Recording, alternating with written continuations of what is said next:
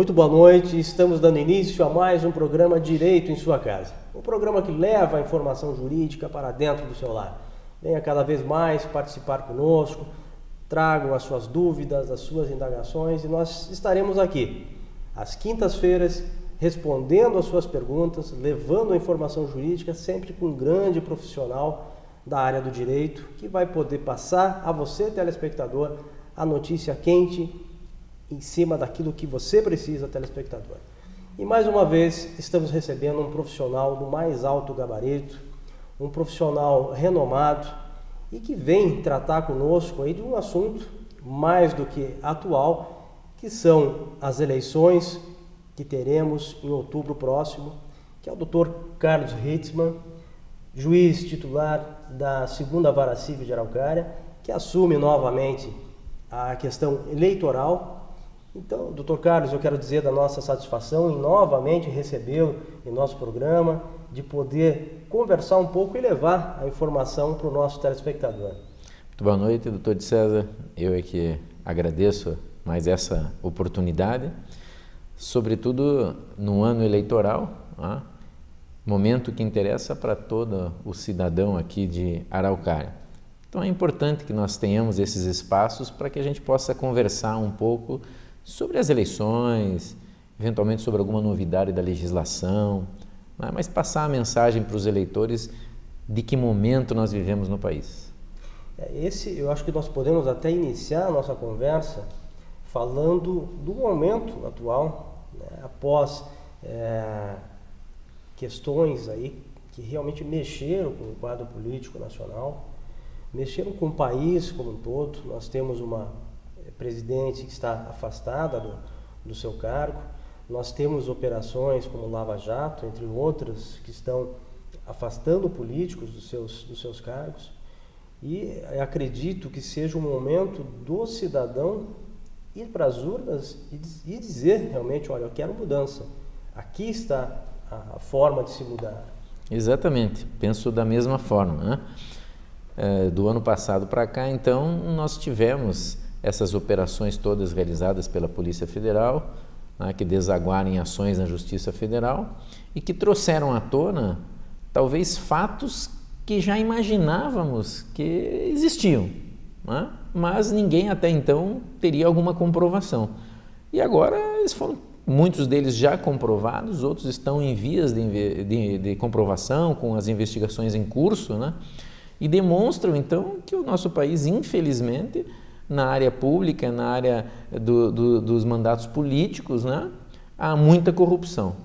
Então, eu vejo essas eleições agora, primeiras eleições pós-início de todas essas operações policiais, como um dos instrumentos de mudança, Então, é claro que a população toda exige das autoridades que tomem providências, que essas pessoas paguem por aquilo que fizeram, no sentido de receberem suas penas, devolução do dinheiro desviado indevidamente, mas eu acho que o eleitor agora, o cidadão brasileiro agora, tem nas urnas a oportunidade de dar a sua contribuição e modificar esse estado de coisas, E de que forma o cidadão pode fazer isso?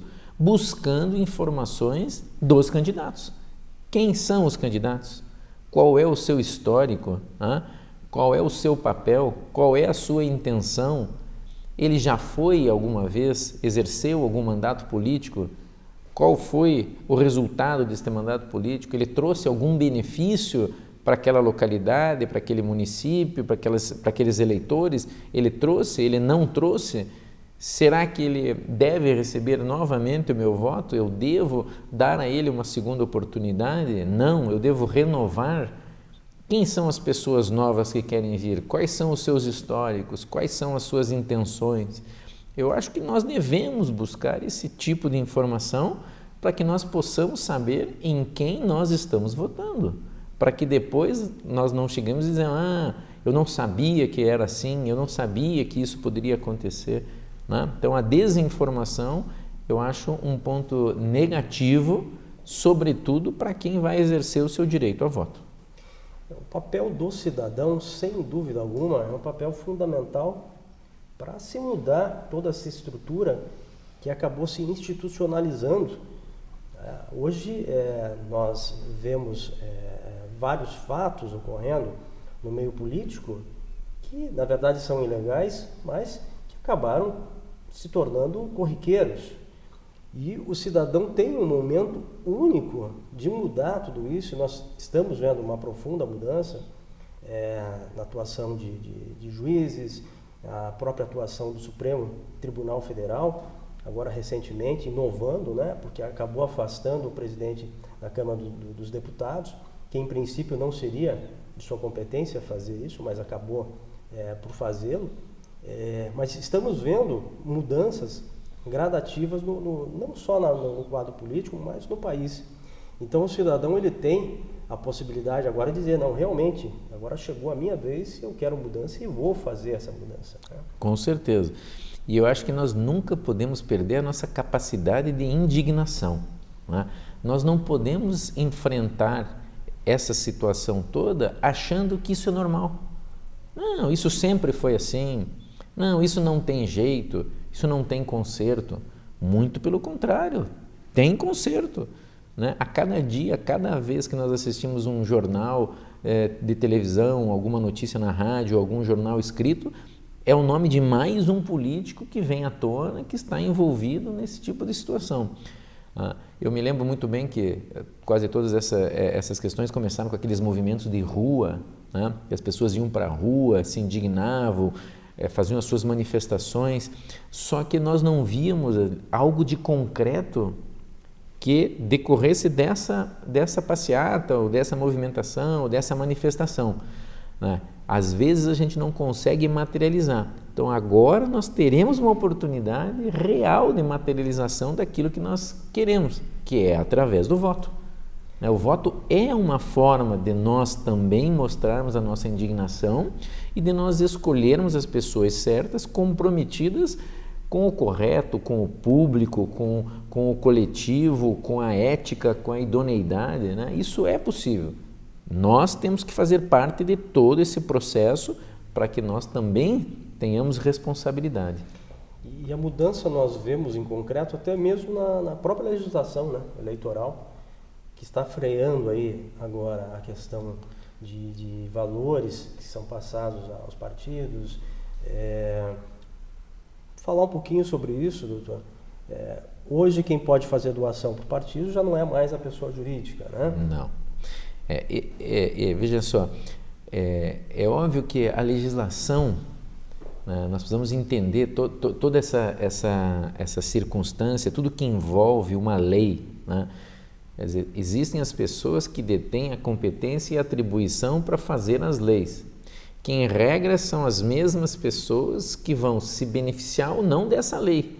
Então, quando você faz uma lei que vai regulamentar todo um processo eleitoral, em regra, essa lei geral é feita para aquelas pessoas que serão candidatos, né? Então, a gente pode até imaginar que muitas vezes se restrinja ali algumas dificuldades, porque se eu impuser essas dificuldades, eu estaria colocando para mim mesmo essa dificuldade. Então, as coisas são meio abertas. Por isso é que, ano após ano, eleição após eleição, a Justiça Eleitoral, através do Tribunal Superior Eleitoral, edita resoluções, né? E nós vemos nas resoluções desse ano que todas aquelas manifestações, todas aquelas indignações ecoaram e se transformaram em artigos de lei, né? Então, o que nós verificamos no nosso país? Uma promiscuidade total entre empresas privadas, né, e candidaturas políticas, onde havia ali financiamento de campanha de pessoas que depois vinham e contraíam obrigações junto ao poder público, né? E hoje está se demonstrando, está se comprovando que se recebe propina em razão disso. Então, qual foi a primeira providência que você tomou depois de muita discussão? Se deveria ser um financiamento privado, se deveria ser um financiamento público, né? Hoje, então, agora quem pode fazer doação são pessoas físicas. E nós não sabemos, na verdade, como isso vai se dar na prática, né? Porque há uma limitação. Hoje nós temos uma limitação de valores a serem gastos pelas candidaturas, com base nas últimas eleições, Então tem percentuais que definem isso, nós temos percentuais que limitam a possibilidade de doação das pessoas físicas, né? E nós sabemos que hoje a população, o cidadão, da maneira que ele está vendo tudo o que aconteceu, dificilmente os partidos conseguirão captar recursos entre os cidadãos. Então a expectativa nossa é muito grande para ver como é que esse quadro vai se materializar para as eleições. Nós estamos preparando um corpo técnico aí para fazer o acompanhamento dos gastos e das prestações de contas, né? O Ministério Público também estará extremamente ativo nisso e eu acho que é uma hora para os partidos e os candidatos se conscientizarem que devem levar as suas candidaturas de acordo com a legislação. Eu me recordo que o doutor esteve à frente também das eleições de 2012, onde na época nós tivemos o que nós efetivamente chamamos de eleições limpas da cidade. Nós não tínhamos panfletos, nós não tínhamos... E a gente espera novamente que isso ocorra. E por provocação sua, inclusive, foi criado, na época eu estava na presidência da OAB, o movimento de combate à corrupção eleitoral. Esse ano eu vejo também uma movimentação nesse sentido, porque a população tem que caminhar junto também com o judiciário, com as eleições, assim, com o contexto eleitoral, para que isso tudo flua. Exatamente. Eu penso sempre o seguinte, que quem dá o tom das eleições são os partidos e os candidatos e a população. Né? Na medida em que os partidos e candidatos levem as suas candidaturas, a sua propaganda eleitoral em cima da ilegalidade, em cima da marginalidade, e a população aceita isso, porque de alguma forma está levando vantagem, este é o tom dado para as nossas eleições. E aí é óbvio que a justiça eleitoral tem dificuldades, porque a gente vive um estado de irregularidade, de ilegalidade, de marginalidade nas eleições. Então o combate tem que ser mais efetivo, a estrutura nossa para isso é pequena. Né? Agora, eu imagino, e a gente está trabalhando para isso, principalmente junto aos partidos, né? E agora com a população também, para que o tom seja outro. Para que o tom seja de responsabilidade, de legalidade, de observância às regras, porque se for assim, nós teremos tranquilidade na eleição, não é? Nós não teremos abusos. Agora, a população é muito importante, porque quando nós nos colocamos contrários, por exemplo, a esses políticos que estão sendo descobertos com essa corrupção, com milhões de dólares desviados do serviço público, conceitualmente, nós temos que entender que esta conduta do político que está preso lá, que está respondendo, que já foi condenado, é semelhante ou muitas vezes igual àquele eleitor que levou uma pequena vantagem em troca do voto para determinado candidato. Conceitualmente, as duas situações são idênticas. Então, como é que eu posso me contrapor ao político que está preso e que desviou milhões e aceitar que uma pessoa leve vantagem em troca do voto, né? Talvez as consequências, os valores sejam diferentes, mas conceitualmente o fato, o ato em si é idêntico, é a mesma coisa. Eu sempre digo o seguinte, se vendeu o seu voto, então o voto dele já está comprado, ele não pode exigir depois de ser nada mais, nada mais. Ele já teve a contraprestação ali, então como é que ele vai exigir uma mudança no país se o voto dele já está devidamente pago? Sim. Se ele recebeu na sequência, ele tem um filho e esse filho não consegue uma vaga na escola. Ou ele tem uma criança que precisa de uma creche e não tem a vaga na creche. Ou ele não tem o sistema de esgoto frente à casa dele. Para quem que ele vai exigir isso? Como ele vai exigir? Se, como bem o doutor falou, ele já recebeu a contraprestação pelo voto dele. Então, a gente precisa pensar muito no que nós fazemos, né?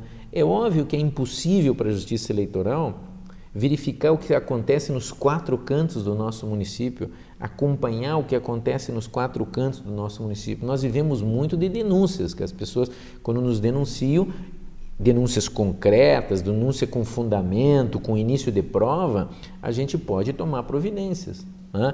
Mas muitas vezes a denúncia nos encaminha para um lado e, na verdade, o fato está ocorrendo no outro lado. É simplesmente para dispersar a nossa atenção.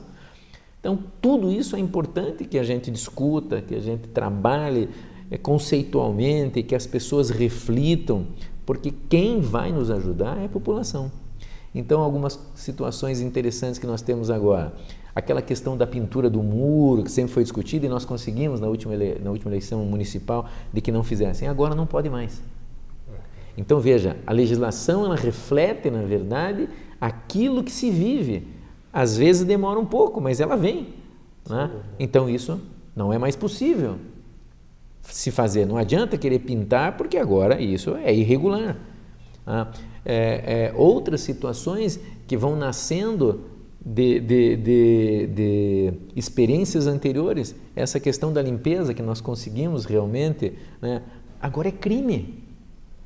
Então nós temos como enquadrar criminalmente aquela desova de material de propaganda eleitoral às vésperas do pleito, na madrugada, na noite anterior, de manhãzinha. Então agora isso vão ter consequências criminais e administrativas. Isso está na legislação, sabe? Então essas novidades são importantes. Agora, a participação da população é fundamental para que a gente possa ter um pleito eleitoral tranquilo, um período de propaganda eleitoral que nessa vez agora foi diminuído em 50%, né? Não serão mais 90 dias, agora serão 45 dias, e isso nos gera uma certa preocupação, né? Porque agora eu tenho que fazer em 45 dias, né? O candidato pensando. Então a gente não sabe como é que isso vai se dar também na prática. Mas, sem dúvida alguma, é bastante esclarecedor, doutor Carlos, seus apontamentos.